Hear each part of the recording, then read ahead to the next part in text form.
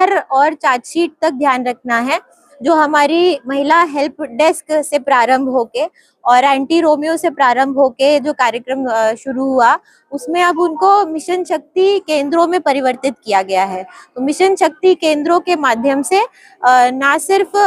FIR बल्कि उनके proper monitoring कि किस प्रकार से इन्वेस्टिगेशन की जा रही है, किस प्रकार से चार्जशीट समयबद्ध तरीके से लगाकर और जो पीड़िताएं हैं उनका रेगुलर फीडबैक लेना, जो हमारे केसेस हैं स्पेशली जो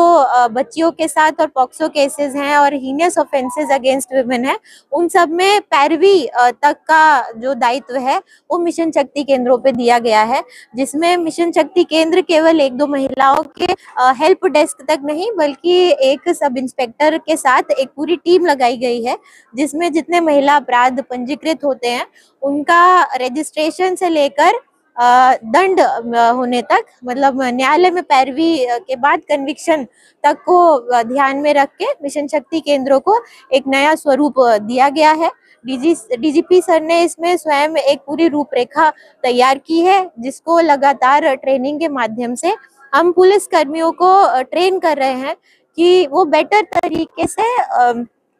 काउंसलिंग के माध्यम से जो पीड़ित महिलाएं हैं उनको मेन स्ट्रीम में लाए और उनका रिहैबिलिटेशन करें, जो कि एक इम्पॉर्टेंट गोल है हमारा मिशन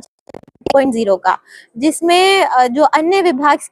विभागों की स्कीम्स हैं, जिसमें सेंट्रल गवर्नमेंट स्कीम्स भी है और गवर्नमेंट उत्तर प्रदेश सरकार की भी स्कीम्स हैं, जो महिलाओं को एक होलिस्टिक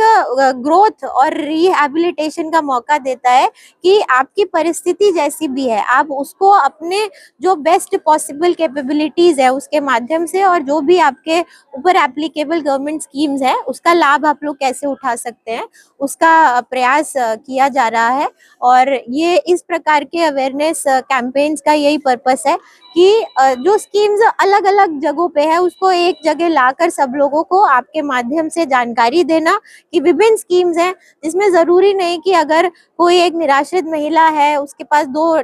डिपेंडेंट बच्चे हैं तो वो केवल पुलिस के माध्यम से और अपने पति के माध्यम से या किसी के माध्यम से उनसे चीजें मांगे। एक गवर्नमेंट स्कीम भी है तो उन स्कीम्स का लाभ कैसे उठा सकते हैं उसकी जागरूकता लाना हमारे इस कार्यक्रम का मेन पर्पस था। और